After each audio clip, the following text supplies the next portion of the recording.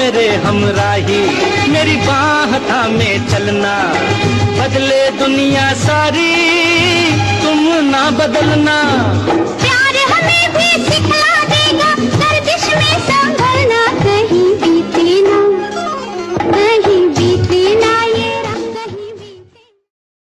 दादा साहेब फाल्के अवार्ड 2023। अनुराग ठाकुर ने ऐलान किया कि तजुर्बेकार अदाकारा वहीदा रहमान को दादा साहेब फाल्के अवार्ड से नवाजा जाएगा। बॉलीवुड की मारूफ अदाकारा वहीदा रहमान को दादा साहेब फाल्के अवार्ड से नवाजा जाएगा। इत्तलात व नशरियात के वजीर अनुराग ठाकुर ने ये ऐलान किया है कि उन्होंने सोशल मीडिया पर लिखा है कि अदाकारा वहीदा रहमान को इस साल Dada Saheb Phalke lifetime achievement award के लिए मुंतखब किया गया है। अदाकारा वहीदा रहमान गाइड, प्यासा, कागज के फूल और चौदहवीं का चांद जैसी फिल्मों में अपनी जबरदस्त अदाकारी के लिए जानी जाती है। सोशल मीडिया प्लेटफॉर्म एक्स पर अनुराग ठाकुर ने लिखा कि मुझे ये ऐलान करते हुए बेहद खुशी और आजाद महसूस हो रहा है कि वहीदा रहमान जी को इस साल हिंदुस्तानी सिनेमा में उनकी शानदार खिदमात के लिए बावकार Dada Saheb Phalke lifetime achievement award से नवाजा जा रहा है। मरकजी वजीर ने मजीद लिखा, हिंदी फिल्मों में वहीदा जी के किरदार जिनके लिए उन्हें नाक़दीन ने सराहा है, उनमें प्यासा,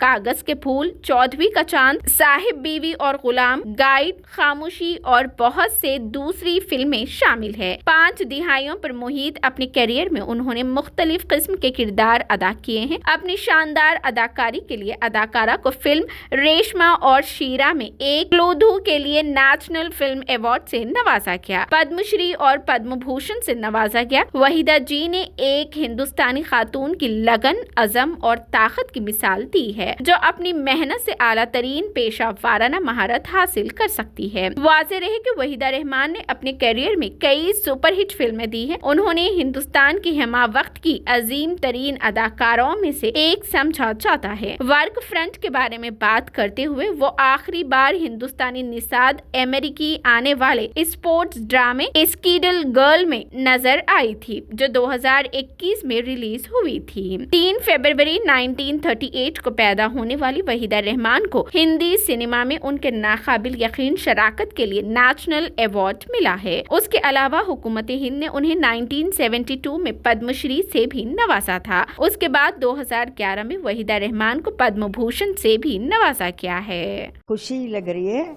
और मुझे ये अच्छा लग रहा है कि ये गवर्नमेंट का बहुत बड़ा अवार्ड है।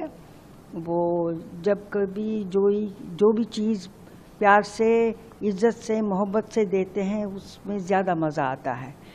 और मैं शुक्रगुजार हूँ आईबी मिनिस्ट्री अनुराग ठाकुर जी का, और पूरे जितने भी जूरीज होंगे उन्होंने मुझे चूज़ किया, इसकी मैं बहुत शुक्रगुजार हूँ और बहुत खुश हूँ।